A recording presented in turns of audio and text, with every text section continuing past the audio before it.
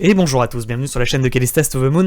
Aujourd'hui, nous sommes le 22 juillet 2022, il est 11 h à l'heure où j'enregistre la vidéo, et on va faire un point bien entendu sur les marchés crypto-monnaies, et en particulier, vous le savez, sur le Bitcoin, qui nous entraîne à la hausse comme à la baisse l'ensemble du marché. On commence directement par cette vue mensuelle, on voit que pour le moment, le support numéro 2 dont on avait parlé soutient la chute du cours à 19 800 $.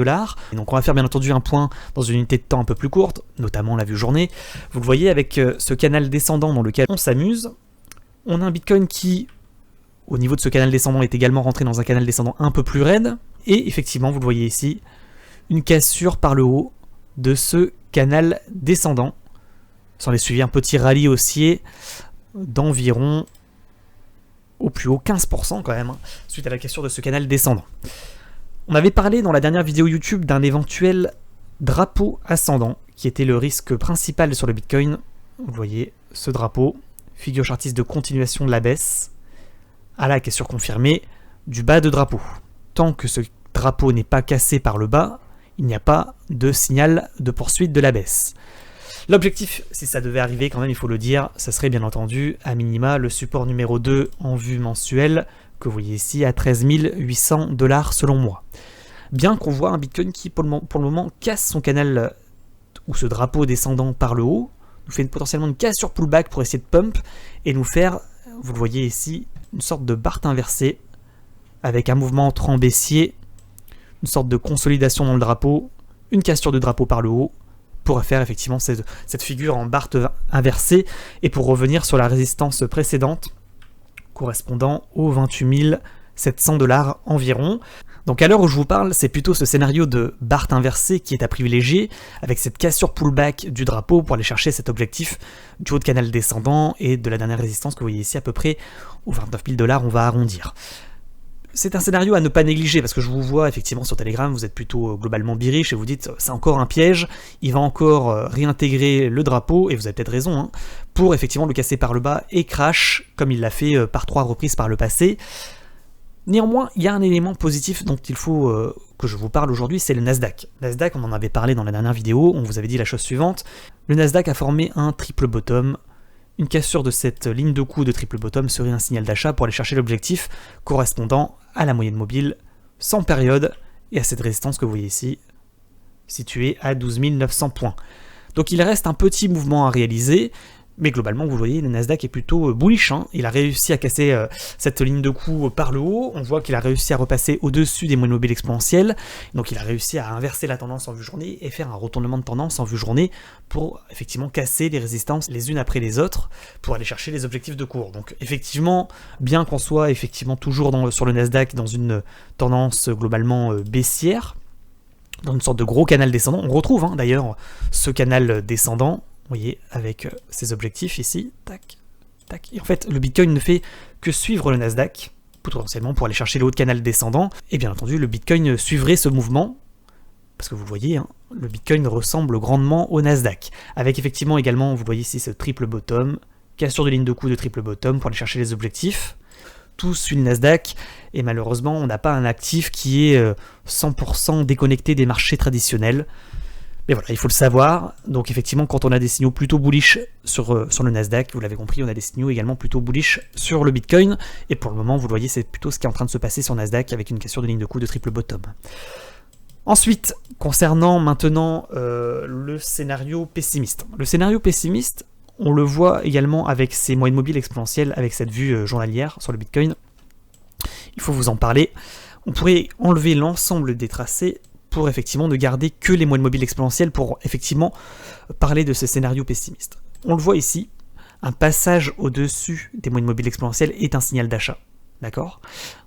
Néanmoins, on le voit ici, par exemple, on a un contre-signal. On a un Bitcoin qui passe au-dessus, qui fait le plus dur en réalité, qui fait un top, un deuxième top, moins haut que le précédent, finalement pour faire une cassure de ligne de coup d'un double top, pour repasser en dessous des moyennes mobiles exponentielles et pour ensuite reprendre la baisse. On l'a également ici, avec cette tentative de passage au-dessus des moyennes mobiles exponentielles, double top, cassure de ligne de coup, reprise de baisse. Donc attention à ce qu'il ne nous fasse pas également la même chose dans les jours et dans les semaines à venir, avec ce premier top, deuxième top, on repasse sous les moyennes mobiles exponentielles, et là on crache effectivement, et on reprend la baisse. Ce n'est pas pour le moment le scénario à privilégier, mais il faut que je vous en parle. Pourquoi je vous dis que c'est pas le scénario à privilégier? Parce que vous le voyez, on a pratiquement fait le plus dur ici. On est pratiquement passé au-dessus du ruban des moyennes mobiles exponentielles. Ce qui n'était pas le cas, par exemple, en juin 2022. On s'était arrêté, en fait, dans ce ruban. Là, on a un ruban qui est plutôt contracté, on essaie plutôt de repasser au-dessus des 24 000 $, et je pense qu'un passage au-dessus des 24 000 $ serait un signal d'achat pour pump, pour faire un rallye haussier, pour aller chercher les 28 000. Il y a ce mouvement à faire, et ce gap à combler, ce retracement de la baisse pour aller chercher cet objectif, selon moi.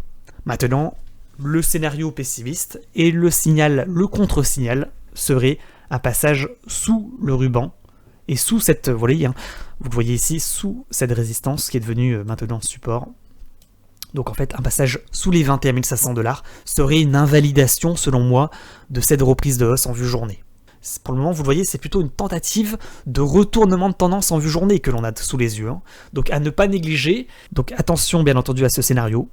On n'arrive pas à faire une cassure pullback pour repartir et faire la barre inversée pour finalement réintégrer le canal, faire un premier top, potentiellement un double top, on le casse, on va chercher le bas de drapeau, on casse le drapeau par le bas et on reprend la baisse. 21 500 $ selon moi, le niveau à surveiller en dessous duquel il ne faut pas repasser, et vous le voyez à plus court terme, un passage sous les 23 000 serait un mauvais signal déjà de réintégration du drapeau.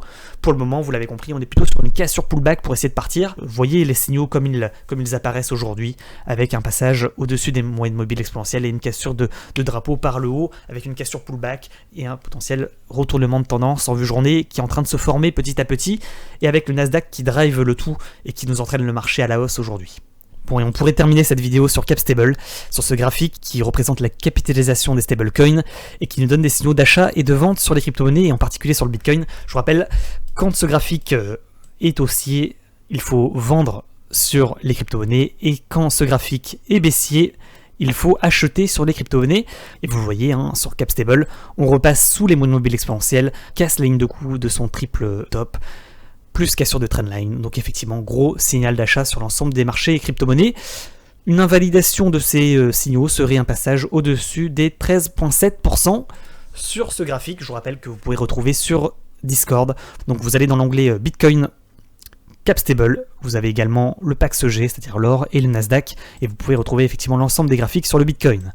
Donc effectivement, sur Capstable, on a plutôt des signaux d'achat sur les marchés crypto-monnaies. Beaucoup de signaux qui nous disent que potentiellement on repart plutôt à la hausse plutôt qu'à la baisse en ce moment sur les marchés crypto-monnaies, que ce soit avec Capstable, avec également le Nasdaq, et effectivement également le Bitcoin. Le Bitcoin qui casse son drapeau par le haut, et qui, tant qu'il reste, je vous le rappelle, au-dessus de ses moyennes mobiles exponentielles, est plutôt à l'achat. Tant qu'on ne repasse pas sous les 21 500, selon moi, on est plutôt, encore une fois, en tendance haussière. Donc résumé de la vidéo et résumé sur le Bitcoin, on a un Bitcoin qui tente un retournement de tendance en vue journée, avec effectivement une cassure de son drapeau ascendant par le haut, ce qui invaliderait potentiellement cette figure chartiste de continuation de la baisse. Le risque, c'est qu'il réintègre ce drapeau en faisant une sorte de double top, pouf, réintégration du drapeau.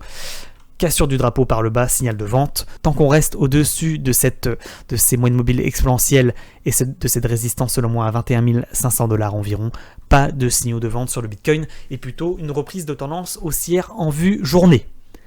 Attention à une éventuelle formation d'un double top pour casser les 21 500 et reprendre la baisse et potentiellement casser ce drapeau par le bas, ce qui serait, je vous le rappelle, un gros signal de vente de reprise de baisse. Et pour le moment, vous le voyez, c'est plutôt cette Bart Simpson inversée qui est en formation, avec un Bitcoin qui fait une cassure pullback du drapeau pour aller potentiellement chercher l'objectif donné à 29 000 $. J'espère que vous avez apprécié cette petite vidéo, que vous allez bien entendu vous abonner, activer la cloche pour recevoir les notifications des prochaines vidéos. N'oubliez pas de mettre un petit like pour le référencement, un petit commentaire également. On se retrouve à partir du 6 août 2022, je serai en vacances, mais je vous rappelle que vous pouvez nous rejoindre sur Telegram. Je vous mets des informations bien entendu en temps réel sur le Bitcoin. En attendant, portez-vous bien, et je vous dis à bientôt pour de nouvelles vidéos YouTube. Ciao, ciao!